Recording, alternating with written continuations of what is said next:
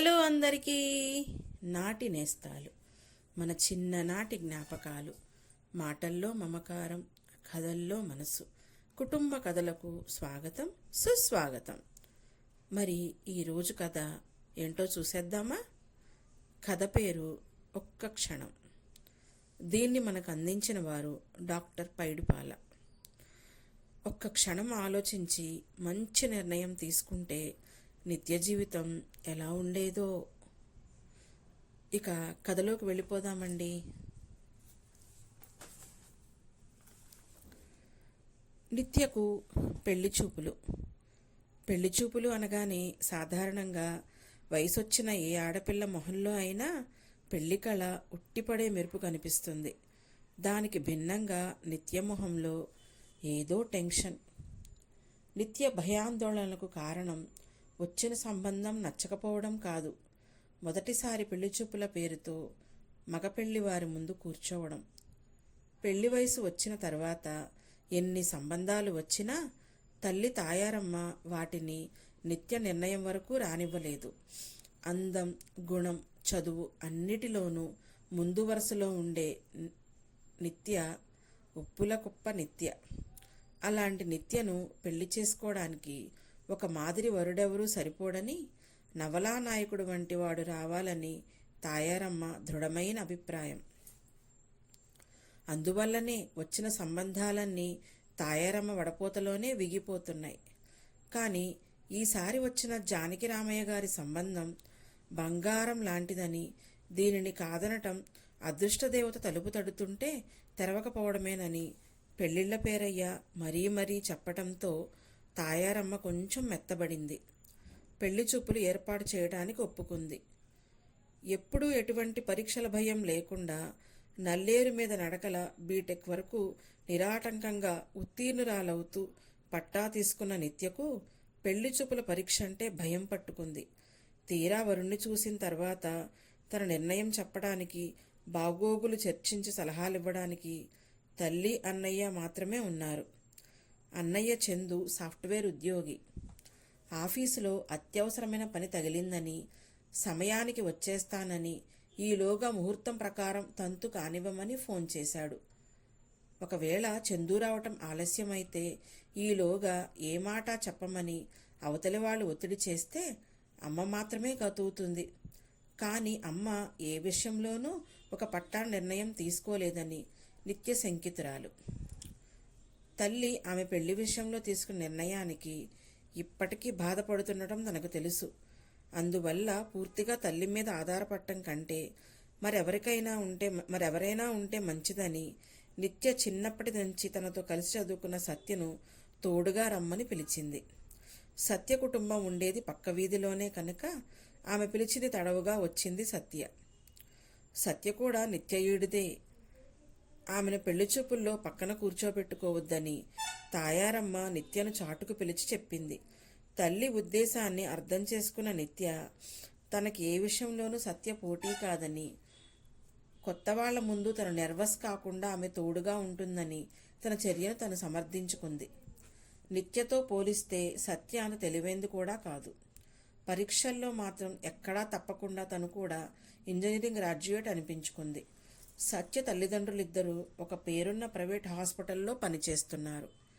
కాంపౌండర్గా పనిచేస్తున్న సత్య తండ్రి తాగుడు వ్యసనంతో విధులకు సరిగా హాజరు కాకపోయినా డాక్టర్ గారు పట్టించుకోరని, నర్సుగా మంచి నైపుణ్యం ఉన్న సత్య తల్లి శకుంతల్ని మాత్రం ఆయన ప్రత్యేక అభిమానంతో చూస్తారని జనం చెప్పుకుంటారు. ఆ అభిమానానికి అక్రమ సంబంధం కూడా కారణమని డాక్టర్ అంతరంగికులు చెవులు కొరుక్కుంటారు. నిజాల మాట ఎలా ఉన్నా సత్య కుటుంబం నేపథ్యం మీద సదభిప్రాయం లేని తాయారమ్మ సత్య తరచుగా తమ ఇంటికి రావడానికి ఇష్టపడదు. చనువు పెరిగితే కొడుకు చందుకి సత్య ఎక్కడ వలవేస్తుందోనని తాయారమ్మ అనుమానం. సిద్ధాంతి గారు పెట్టిన ముహూర్త సమయానికి వధువును చూపించాలని పెళ్లిళ్ల పేరయ్య అవధాని తొందర పెట్టడంతో ఆ చాదస్తం నచ్చక విసుక్కుంటున్న నిత్యను బతిమాలి మగపెళ్లివారి ముందుకు తీసుకెళ్ళింది తాయారమ్మ. నిత్య కోరిక ప్రకారం సత్య కూడా ఆమెకి తోడుగా వెళ్ళింది. పెళ్లి కూతుర్ని చూడటానికి వరుడు జానకి రామయ్య అతని చిన్నాన్న పిన్ని మాత్రమే వచ్చారు. తల్లి సూచన మేరకు సాంప్రదాయాన్ని పాటిస్తూ తల వంచుకొని కూర్చున్న నిత్యను తలెత్తి వరుణ్ణి చూడమన్నట్లు గిల్లి సైగ చేసింది సత్య. వరుడు జానకిరామయ్య వంక నిత్య ఓరగా చూసింది. డ్రెస్సింగ్ విషయంలో సింపుల్గా ఉన్నా అందమైనవాడే అనుకుంది. మధ్యవర్తి అవధాని ముందుగానే వర్ణించి చెప్పినట్టు లక్షణంగా ఉన్న నిత్యను చూసి పెళ్ళికొడుకు చిన్నాన్న పిన్ని పెళ్ళికొడుకు అభిప్రాయాన్ని ప్రత్యేకంగా అడగకుండానే తమకు నచ్చినట్లు కళ్ళతో వ్యక్తం చేశారు. అదను చూసుకొని అవధాని ఇరుపక్షాలను ఉద్దేశించి పరిచయ ప్రసంగం ప్రారంభించాడు. అయ్యా, నేను ముందే మనవి చేసినట్టు వధూవరులు ఒకరికొకరు సరిపోతారు. అమ్మాయిని చూశారు కదా, సాక్షాత్తు మహాలక్ష్మి. తన చదువు సంధ్యల గురించి గుణగణాల గురించి తెలియచేసిన తర్వాతే తమను తీసుకొని వచ్చాను. ఇక అబ్బాయి పేరుకు తగ్గట్టుగానే అపర శ్రీరామచంద్రుడు. ఈ కాలంలో ఉండాల్సిన కుర్రాడు కాదు.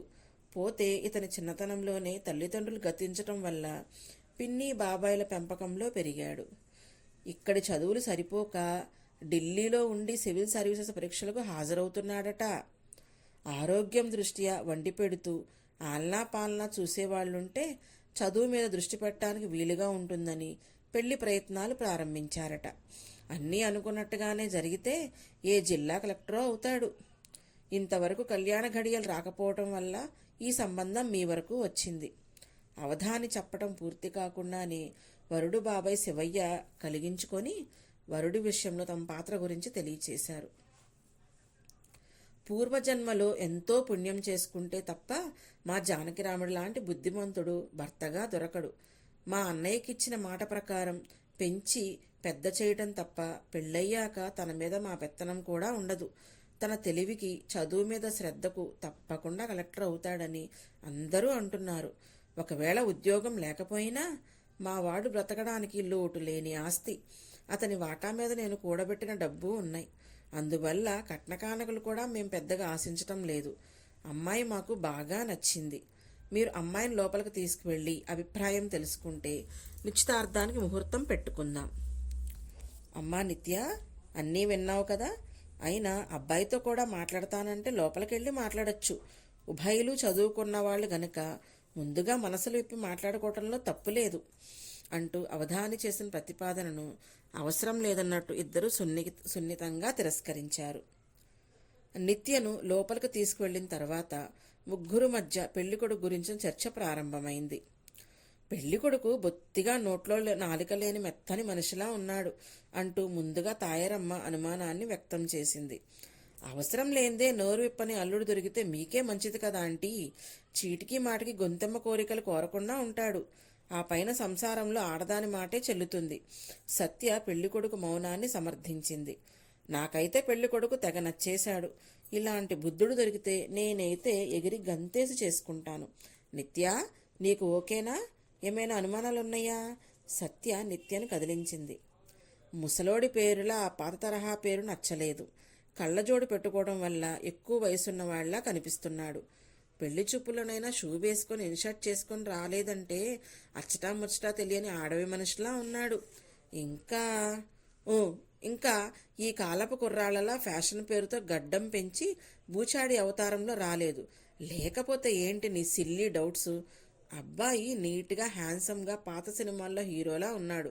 ఈ ఆఫర్ నీకు జాక్పాట్ లాంటిది. ఎక్కువగా ఆలోచించకముందే అను. సత్య హితోపదేశం పూర్తి కాకుండా తలుపు తోసుకొని అవధాని లోపలికొచ్చాడు. ఏమ్మా, మీ ఆలోచనలు ఇంకా తమలలేదా? మగపెళ్లి వారు మీ నుంచి తీపి కబురు కోసం ఎదురు చూస్తున్నారు. సాధారణంగా పెళ్లి చూపుల్లో ఆడపిల్ల ఇష్టం తెలుసుకోకుండా పెళ్లి కొడుకు తరపు వాళ్ళు స్పాట్లో అవుననో కాదనో తేల్చకుండా తర్వాత కబురు చేస్తామని వెళ్ళిపోతారు. అలాంటిది వీళ్ళు చాలా మంచివాళ్లు కనుక ముందుగా తాము సరే అని ఆ తర్వాత పెళ్లి కూతురికి నోరు విప్పే స్వేచ్ఛనిస్తున్నారు. నిజానికి ఇప్పుడు కాకపోతే 3 ఏళ్ల వరకు వివాహం జరగదని సిద్ధాంతి హెచ్చరించకపోతే ఇప్పుడు ఈ సంబంధం మీ వరకు వచ్చేది కాదు. అబ్బా, ఏ వ్యసనాలు లేని వజ్రం. అత్తపెత్తనం, ఆడబిడ్డ పోరు లేవు. అందువల్ల మీరు ఎక్కువగా ఆలోచించి సంబంధం దాటబెట్టుకోకండి. ఏ వయసులో ఆ ముచ్చట ఆ వయసులో జరగాలి. మీరు అవునంటే ఈ శుభవార్త అందరికీ చెప్పేస్తాను.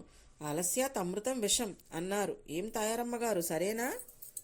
అటు సత్య ఇటు అవధాని బ్రెయిన్ వాష్ చేయడంతో తల్లి కూతుళ్ళిద్దరూ సానుకూలమైన ధోరణికి వచ్చారు. తాయారమ్మ అవధానికి సరే అని చెబుదామని నోటి చివరి వరకు వచ్చేసరికి చందు హడావిడిగా వచ్చి వాళ్లల్లో చేరాడు. కొడుకు సమయానికి రావడం శుభసూచకంగా భావించిన తాయారమ్మ పెళ్లి కొడుకు వివరాలు అతనికి చెప్పి అంతిమ నిర్ణయం అతనికి విడిచిపెట్టి ఊగిసలాట నుంచి బయటపడింది. చందు పెళ్లివారి దగ్గరికి వెళ్ళి తనని తాను పరిచయం చేసుకుని పెళ్లి కొడుకుతో మాట్లాడి తిరిగి లోపలికొచ్చి తల్లికి చెల్లికి తన అభిప్రాయం తెలియచేశాడు. సంబంధం నిస్సందేహంగా మంచిదే, కానీ సివిల్ సర్వీసెస్ పరీక్ష లాటరీ లాంటిది. దానిలో సక్సెస్ కావటానికి మెరిట్తో పాటు అదృష్టం కూడా కలిసి రావాలి. దానినే లక్ష్యంగా పెట్టుకొని సాధించలేక చతికిలపడిన మేధావులెందరో ఉన్నారు. సో నిత్యకింక వయసు దాటిపోలేదు కనుక 2 ఏళ్లు ఆగగలిగితే ఈ సంబంధం చేసుకుందాం. అసలే చప్పని ఏ నిర్ణయమూ తీసుకోలేని తాయారమ్మకు కర్ర విరక్కుండా పాము చావకుండా రీతిలో కొడుకు చెప్పిన మాటలు రుచించాయి. అవధాని ద్వారా విషయం విన్న పెళ్లివారు నిరాశగా వెనుదిరిగారు. తాయారమ్మకు 40 ఏళ్ల నాటి తన పెళ్లి సంగతి గుర్తొచ్చింది. క్లాసులో ఎప్పుడూ ఫస్ట్ వచ్చే తనను పెళ్ళీడు వచ్చిందని సవతి తల్లి చదువు మాన్పించి సంబంధాలు వెతకడం ప్రారంభించింది. తండ్రి ఆమెకెదురు చెప్పలేని నిస్సహాయుడు. ఎవడో ఒకటి కట్టుబెట్టి తనను వదిలించుకోవటమే ధ్యేయంగా ఆమె అడ్డమైన సంబంధాలు ఎగబడేది. అలా తెచ్చిన సంబంధాలలో గుడ్డిలో మెలలాంటిది వెంకటేశ్వర్లు మాస్టారిది. గవర్నమెంట్ ఉద్యోగం. నీ మొహానికి ఇంతకంటే ఎవరొస్తారు? ఒప్పుకోమని సవత్తల్లి అనసూయ బలవంత పెట్టింది. తండ్రి కూడా భార్యా విధేయతతో తనకు సర్ది చెప్పబోయాడు. అయినా నల్లగా నాజుగ్గా లేని వరుణ్ణి చూసి తను ఇష్టపడలేదు. ధైర్యం చేసి నచ్చలేదని చెప్పబోతుండగా సమయానికి గుమ్మంలోకొచ్చిన వరసకు అన్నయ్య అయిన రాఘవులు కలుగ చేసుకొని పెళ్లికొడుకు స్థితిగతులు తెలుసుకొని పర్వాలేదు చేసుకోమని సలహా ఇచ్చాడు. తన శ్రేయోభిలాషి అయిన రాఘవుల మీద నమ్మకంతో సరే అంది. కానీ పెళ్లైన ఏడాది తిరగకుండానే వెంకటేశ్వర్లు రంగు బయటపడింది. అతను పచ్చి తాగుబోతు, పేకాట రాయుడు. బతికిన 6-7 ఏళ్లు నరకం చూపించి లివర్ సిరోసిస్తో చనిపోయాడు. అప్పటి నుంచి అతని ఫెన్షన్ తను వెతుక్కున్న కాన్వెంట్ టీచర్ ఉద్యోగం ఆధారంగా పిల్లల చదువులు చందు నిత్యను ఏ లోటు ఎరక్కుండా పెంచి చదివించింది. రాఘవులు మాట మీద మొగ్గి ఆ క్షణంలో తప్పుడు నిర్ణయం తీసుకోకపోతే తన బతుకిలా కాలిపోయేది కాదని జీవితం పొడుగునా మదనపడేది. అందుకే తన కూతురు నిత్య జీవితమైన తనలా కాకూడదని ఆమె పెళ్లి విషయంలో ఆచితూచి నిర్ణయం తీసుకోవాలనే నిశ్చయంతోనే నిత్యకొస్తున్న సంబంధాలన్నిటినీ మొగ్గలోనే తుంచేసింది తాయారమ్మ. జానకిరామయ్య సంబంధాన్ని కాదంటంలో తన నిర్ణయం సరైనదేదని తృప్తిపడిన తాయారమ్మ వారం తిరగకుండా ఒక వార్త తెలిసి నిర్విన్నురాలైంది. జానకిరామయ్యకు పెళ్లి సంబంధం కుదిరిందని, పెళ్లి కూతురు ఎవరో కాదు సత్య అని రూఢిగా తెలిసిన తాయారమ్మ ఆవేశంతో చిందులు తొక్కింది. ముందుగా తన మాట లెక్క చేయకుండా పెళ్లి చూపులకు సత్యను తోడుగా తెచ్చుకున్న నిత్యను చివాట్లు పెట్టింది. ఆ తర్వాత మాకొచ్చిన సంబంధాలన్నీ లాక్కుంటున్నారంటూ సత్య కుటుంబం మీద తగవుకు వెళ్ళింది. ఆఖరి ప్రయత్నంగా అవధానిని పిలిచి తాము పొరపాటు చేశామని, ఎలాగైనా చేజార్చుకున్న సంబంధాన్ని తిరిగి నిత్య ఖాయం చెయ్యమని బతిమాలింది. డబ్బు ఆశ చూపి ప్రలోభ పెట్టింది. కానీ మాట తప్పడానికి మగపెళ్లివారు అంగీకరించలేదు. వాళ్ల తిరస్కారానికి అవమానంతో రోషంతో రెచ్చిపోయిన తాయారమ్మ నిత్యకు అందరికంటే 10 రెట్లు మంచి సంబంధం చేస్తానని సవాల్ విసిరింది. ఆనాటి నుంచి నిత్యకు ఎన్ని సంబంధాలు వచ్చినా వాటిని తప్పిపోయిన జానకిరామయ్య సంబంధంతో పోల్చి తన గీటుకు రాక తాయారమ్మ తిరస్కరిస్తూనే ఉంది. నిత్య తల్లి మాటను కాదని స్వతంత్ర నిర్ణయం తీసుకోలేకపోతుంది. అలా క్రమంగా ఏళ్లు గడుస్తున్న కొద్దీ నిత్య వయస్సు 30లోకి రావటంతో సీను మారిపోయింది. అంత వయసున్న పెళ్లి కొడుకులు దొరక్కపోవటంతో రెండో పెళ్లి సంబంధాలు రావటం తాయారమ్మను కలవరపరిచాయి. సత్య జానకిరామయ్యల కళ్యాణ శుభలేఖ మొదలుకొని అనేక సందర్భాలకు ఆ జంట నుంచి నిత్యకు తాయారమ్మకు ఆహ్వానాలు అందుతూనే ఉన్నాయి. వాటిలో అతి ముఖ్యమైనది జానకిరామయ్య IASకు సెలెక్ట్ కావడం.